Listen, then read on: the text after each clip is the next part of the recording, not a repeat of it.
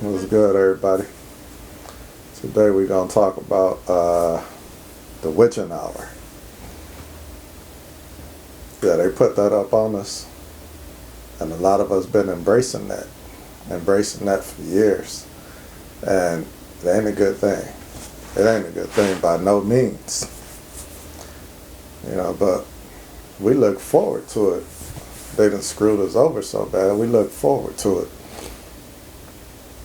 The thing about it is, the witching hour, that's between 12 a.m. and 3 a.m. And that's supposed to be when the witches, the ghosts, the goons, the goblins, all the type of monsters are at their strongest point. That's when the worlds are supposed to be at their thinnest point, where anything can happen and the worlds can collide and interact and become all twisted, and the creatures that understand the different bad situations and things that we can do, they all can make their entrance and exits and stuff like that to I forgot what they call it, but to enter other bodies and attack other bodies and stuff like that. That's why they always make those movies and stuff. And people think these movies and stuff just came out of somebody's imagination. A lot of this stuff came from medieval times and times that was actually really happening. Jesus came for a reason, to shut down this different madness and stuff. Witches and things like that are real. I was upset because one of my homies confessed to me that she was a witch a while ago. That messed me up. I was like, what in the world? And I would have never thought that. Smart person. And so, the thing is real. Y'all just don't know that it's real because y'all not paying attention to history. And they gave you history and made up history so that we can pay attention to it, but we never want to pay attention. We just want to roll and have fun. Everything is fun. And so they trick the young people, and they wait until you ripe and at the age that they can destroy you. And they trick you into that at an early age. So a lot of this time, so you turn 18, bam, you can go out, you free, so to say. So what happened back when 13 made you an adult? 13 gave you responsibilities and things like that, but now all of a sudden it had to change to 18. 18 is because you could move around a little bit more, and at 13, the destruction was happening too fast, and you look scary and too corrupt to the other 13-year-olds. That's why they moved it to 18. They couldn't recruit as many at 13 because 13-year-olds, when it comes to humanity and life, are smarter than 18-year-olds. Why are they smarter? Because they're still more close under God's wing.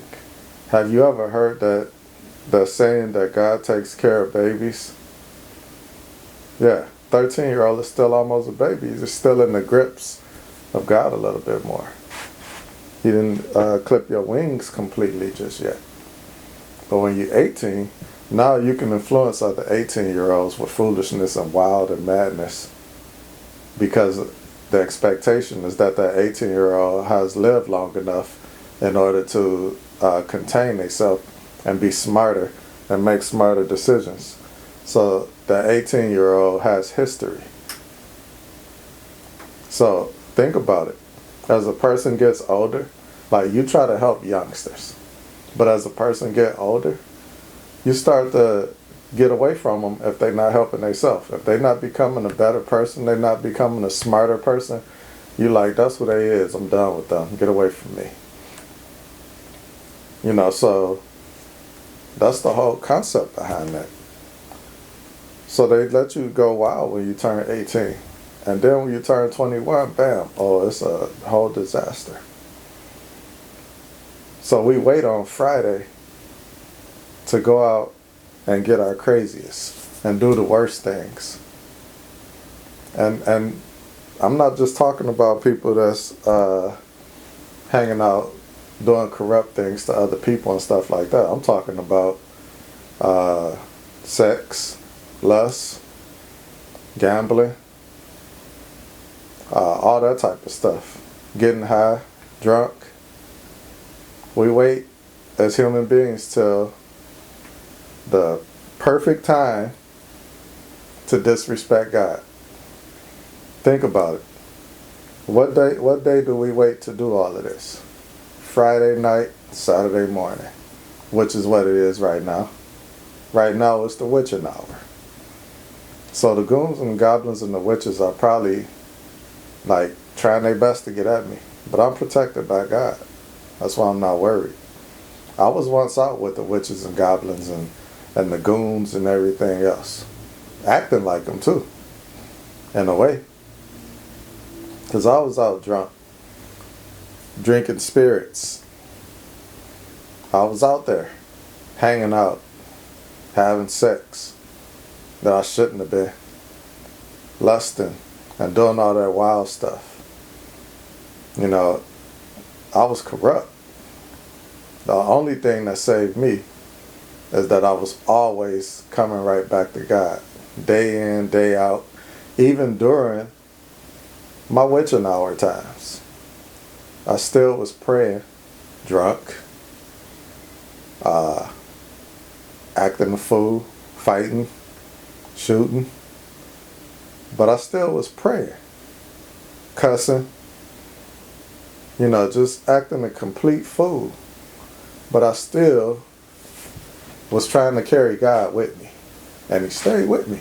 That's why I'm talking to you right now. That's why I'm telling you about this right now. Because God carried me. You know, we wait until Friday night. Friday night is going down. Friday night we finna get activated all the way live. Can't wait to get up out here in my clothes and cologne and smell some perfume and see some tight clothes, coochie cutting, booty dresses and tight pants and tight shirts and cleavage out. Just acting a fool during the witching hour. That's how we brought in the Sabbath day. That's how we still bringing in the Sabbath day and teaching people to bring in the Sabbath day. Friday night, Saturday morning. 9 p.m., sometimes 7 p.m. All the way to 3, 4, 5, 6 o'clock in the morning on Saturday, the Sabbath day. How disrespectful is that to God? That we acting like those Greeks used to act back in the day. Caesar and all of them. Laying around naked. Having orgies and all that type of stuff. That's what we're doing at the club. What is the club for? You'll get some people that say, oh, I just like to dance. Oh, I'm just having a little drink with my friends. Ain't none of them friends. And the ones that like to dance, why you like to dance? Do you dance in private? Most likely no. Because you're not dancing professionally. You're dancing for people to see. You want to be seen. Why are you drinking with your friends? So you can corrupt your spirit. Y'all spirits can go wild. You can become who you not every day. You can have an excuse to be a fool. You let that drink control you.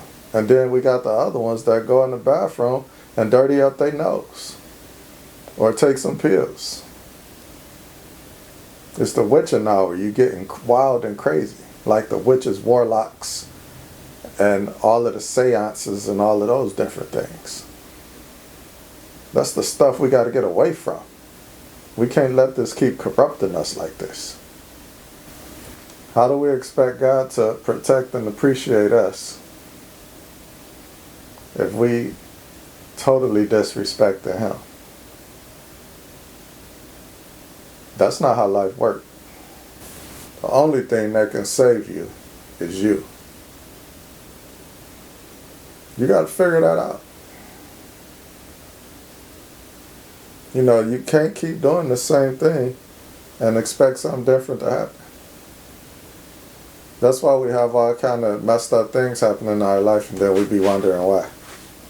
That's why we can't never get it right, because then we be wondering why. You know, we got to get back to what regular life is. Living with your family, talking with your friends about regular life, talking with people about education of your spirit. People think that you are boring, stupid, or old because you care about your family and you live like a family person, or you care about human beings and you live like a human being.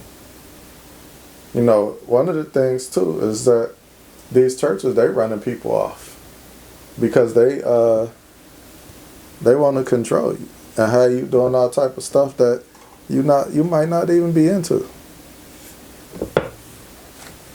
So then they want to like put you to work and make you follow this and follow that and do these different routines and stuff. That ain't for everybody. Some people coming to be spiritually educated. That's the purpose. So we living through this witching hour,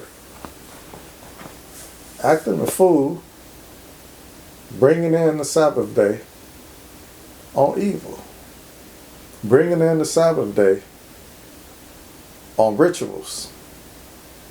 The Pharisees built this for you to be like this. And so you gotta start paying attention. You probably don't want to hear what I'm talking about. You might not even believe me. And you don't have to. But that's what it is, and that's what it's going to be, and that's the truth. It's just like black people in America. The majority of them are niggas. And what do I consider a nigga to be? An idiot, a fool, a witching hour lover. You know, somebody that blame everybody else for the problems that they got. Somebody that blame everybody else for why they left behind. Somebody that blame everybody else for what they don't have or what they not doing. It's everybody else's fault. There's still people that's talking about what the white people holding them up from. How? If it's a setup and it's a way that you're supposed to do things, which means educate yourself is what I'm talking about. Conduct yourself in a classy manner in public. If those are some expectations and you choose not to do them because you so-called keeping it real, you so-called don't have to do that, you so-called following up and being real with your community, if that's what you think, and you going against the grain, then you get the leftovers. That's just the way that is. You can't say nothing bad about slavery or how slavery did you wrong. At this point, slavery should be education to you. How you should not be living. How you cannot go back to being in that situation. But as long as you're being foolish enough to continue to conduct yourself during the witching hour, as a evil follower, a minion of evil, as long as you continue to conduct yourself like that, especially going into the Sabbath day, during the witching hours, if that's what you're going to do, then you're going to get left behind. It's nobody's fault but yours. This Western world has adapted enough for any race to be successful. It's races that can't barely speak English. English is a secondary language for them. They still making more money than people that was born and raised here for generations and generations and generations. So what's up with that? You're going to say, oh, the government be giving them money. The government be giving you money. How many people do you know that sat around and got that free money during the pandemic? How many of you know invested that? How many of you know saved that? How many of you know still got some of that money? It was absolutely free money. Free. I guarantee you it was free. And everybody that got it I bet you they don't have none of it no more. Because those was the foolish people that got it. There was a couple people probably got it that was resourceful and smart about it. But that's what I'm saying. When I say everybody, I'm talking about like 98%. Not 100. 98%. I bet you it'd be hard to find anyone that has a penny of that money right now. That anyone that invested that money into something positive and has that right now. Stop falling into the trap that was set for you. And it don't have anything to do with race. It got to do with spirit. People are chasing your spirit. People are trying to destroy your spirit. People looking at these people that I'm talking about, they looking way farther than just controlling you as a human being on this earth. They want to control your spirit. That's what they're looking for. Because that's way more and way longer than your human flesh. So the more people that they can corrupt or go against God and become evil, I don't know the outcome or what they have for that. I just know it exists. That's why the Pharisees were so tough against Jesus. It wasn't because of the people walking around right now. It was because the spirit in those people walking around right now. So pay attention to that. So I'm joining on these lives at these times in the morning in order to help people that's wondering what should they do when they up at this time. I'm going to give you something to do. I'm going to give you somebody to talk to. I'm going to give you a way out. If you're in the back seat of that car and you're drunk or thinking about drinking and you're ready to get out and go home, I'm the one that's going to help you with that. Even if you got to, say you go into the bathroom and just disappear on them and figure out another way home. And don't go nowhere broke. Don't go nowhere where you don't have enough money to at least get a Uber or a cab or something. And have your phone charged before you go hanging out. Stop hanging out during the witching hour. Break that habit. Don't go become lustful and intoxicated Friday night, Saturday morning. Stop doing that. That right there, you'll see an instant change in your life and an instant build up between your relationship and God. You'll see an instant build up of your spirit. You'll become a stronger individual and more blessed and have more blessings. Because why? You're going to be planting more positive seeds.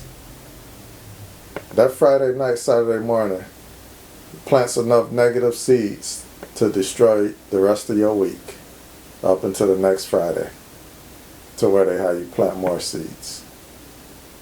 So plant good seeds by doing different things, living different ways. Stop following these old same traditions that these people have created for us.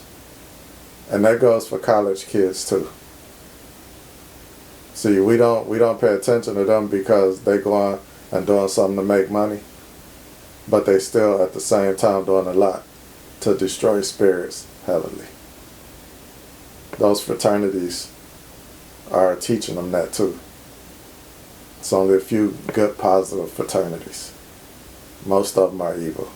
That's why they use the alpha, beta, alphabet, because they're going off of trying to take something away from God, who is the Alpha and Omega. This the Be Long Show. I got nothing but love for y'all. Do something positive to get something positive. Basic learning, opportunity, and natural growth.